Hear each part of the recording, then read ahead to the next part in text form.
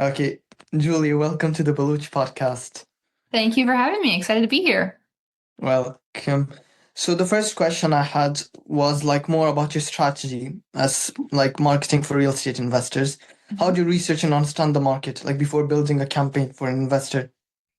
Yeah, so the very first thing I do is really understand number one, like their story and their background of the client, because really this industry is so um, big. Understand, the type of people that they want to go after, which is most likely, avatars that are very much like themselves. Maybe it's people that were in a specific W-2 that they were in prior to, getting into real estate, or maybe it's just a specific group of people that they really want to help. So doing a lot of research there. Honestly, ChatGPT like helps a lot with doing research, and it's a great tool for gathering a lot of data and kind of making sense of it and all putting it, organizing it. So definitely use a lot of stuff there. And then also different tools like Sales Navigator on LinkedIn is a really good way to kind of find those lists and to find those people and where they spend their time on the internet. Because that's really what you want when you're crafting digital marketing strategies for people. That's what you really want to know. So do you focus mostly on LinkedIn, like for real estate investors? Yeah, just because LinkedIn is a huge part of it because, that's where we can find a lot of high net worth individuals. Usually those people do have are, either finding other people for to work for their company or, LinkedIn is such a good like hiring tool, so a lot of people are on that. And then we also use like Meta for paid advertising strategies, so mostly Facebook and LinkedIn. So you also help like with property sales, basically that, right? No, mostly like we help with getting people into the client's pipeline that are interested in investing in alternative assets like real estate or oil and gas. Okay, so now let's move a bit into the strategy section. What strategies do you use like to find leads for them? So LinkedIn is a really good one, and building that personal brand is really important. Especially if they're trying to raise capital, like outside their friends and family and from random people on the internet, we have to we have a heavy lift of like creating organic content and posting that on LinkedIn, of kind of crafting them to be that sort of authority while also being relatable, and making this industry accessible because a lot of people don't realize that it's accessible. So kind of crafting that to make it educational, like adding value, while also positioning, yourself as an authority. So building up like your personal brand on LinkedIn is definitely a strategy. And then also doing paid advertising on Meta, like I mentioned, is another strategy. So that's organic strategy, and then there's paid, that's the paid strategy. So honestly, the most successful people are the ones that are kind of doing both at the same time, because that page strategy really gets people into the door and into your funnel. And they're going to be, if they're serious, they're going to be checking out your organic content. They're going to be checking out your stamp of credibility on the internet. So maybe that might be LinkedIn, that might be on Facebook, that might be on Instagram, whatever that may look like. But they will, check in on your personal brand and like check in on your website. So, yeah, so like honestly, like those two strategies are the like top of funnel strategies. And then also you have like your middle of funnel stuff because something like that.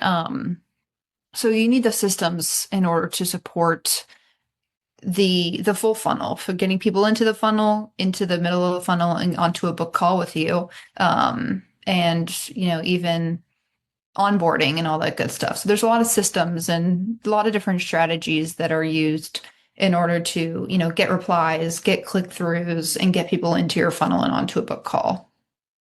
So, like, when a strategy doesn't work, what do you do to fix it? Or do you, like, how do you find out that it's not working? Yeah, that's a great question. So marketing, a lot of people think of it as like, oh, creativity, like being creative, like that's how you get people into the door, right? But it's a that, but it's also a lot of data. It's a lot of making sure that you are tracking the necessary numbers that make sense and making sure that, you have KPIs that you're wanting to hit. So honestly, if you're not tracking those things, you won't know if things are working or if they're not, right? Because, there's a lot of people that also lurk on the internet. So sometimes it takes them a long time to like actually pull the trigger or like make a decision. So you could be posting for months and months and months and think that no one's really paying attention to anything you have to say until one day they're like, hey, I've been following you for, 6 months. I really like your content. I want to invest with you, right? So just making sure that you're tracking those things. And if you see when you're tracking those things and you see like downward trends, those are never great. Actually just posted about this, I think this morning. Downward trends, like 2 to 3 weeks, if you see a consistent downward trend, that's usually when you know something's not working. Or if you see like a sudden spike in something, especially with paid advertising, sometimes Facebook will change the rules on you, or sometimes your CRM breaks and a link's not working or anything, and then you like get absolutely no traction for a day or two. Usually that means something's like actually broken, so you just need to go through your funnel and fix it. Usually quick fixes. um so yeah, making sure that you're tracking things to know when things aren't working. But when things aren't working, and marketing is really tricky because there's so many things that go into marketing. So you don't want to switch or like change everything because it might just be one thing that's not working, right? So you kind of need to play with it and really like look at it from like a 500-foot view. Put yourself in the shoes of like that target audience that is looking at it, and really like pinpoint what the problem could be. Is it your messaging? Is it confusing to people? Um, is Are you asking too many questions on the form that you're just putting too much friction in between? Why is it that? Like, why do you use LinkedIn the most? I think so. We use LinkedIn mostly for the organic piece of the Yes. puzzle.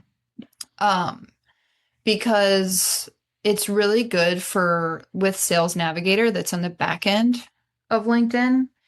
It's really good for gathering lists of people that, say you're going after doctors. Like you can filter that list and have thousands of people come up that have LinkedIn profiles, and you have all those people at your fingertips and you can just start connecting with those people and doing whatever you want with those people, right?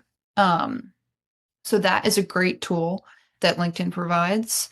And I don't know, this industry is very much on LinkedIn. So I feel like if you're not on LinkedIn, you're kind of behind the track a little bit, right?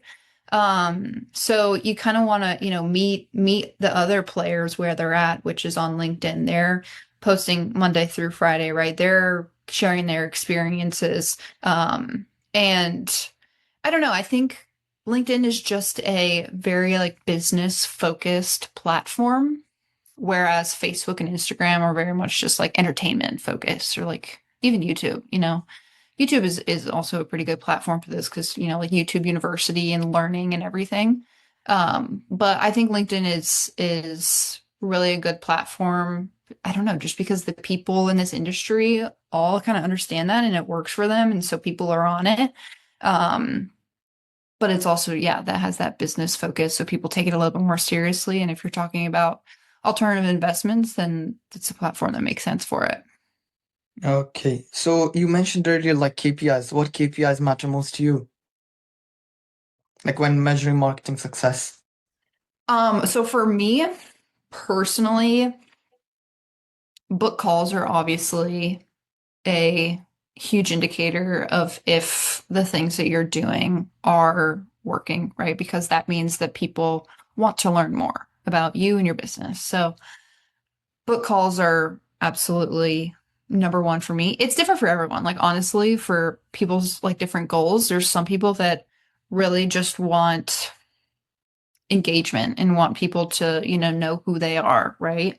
Um, which is good, but then there's other people that don't necessarily like want so much engagement. They just want more of talking to the right people all the time, right?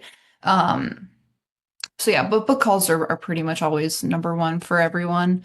Um, and then I don't know, honestly, like for me personally, I'm just thinking of like my personal KPIs. Go through link. So just because you're not getting like hundreds of thousands of impressions or engagements or likes or whatever, it doesn't mean that it's not working. Like there's people that, like I said, there's many instances I've heard and I've seen of people saying, I've been following you for 6 months and I would love to learn more, or I'm ready to invest with you just because, yeah, it's just not engaging. It's just not something that they do. They just scroll, right? They just scroll and they is your job, is your number one job. I think this is across every single industry because even if you're a real estate investor and you're looking for other people to invest with your stuff, the way that you get people to invest with you is to learn about their investment goals because everyone has different investment goals and everyone, has different goals and different ways, they want to be places they want to be in 5 years and 10 years. And that's really the motivating factor of everyone. Everyone wants to reach their goals, right? It's that psychology behind it, right? And meet the client where they're at and understand their goals to be able to do your job to the best of your ability to make sure that your clients are happy with the work that you're doing for them. So yeah, you just always have to, number one, understand them. Number two, like they can always change, so just making sure that you're constantly talking about them. I talk about them in like basically every meeting that I have with clients. So just always constantly asking about them and learning about them. And whatever that goal is, you do have to adjust to it. So like I said, you might have to put your goals aside to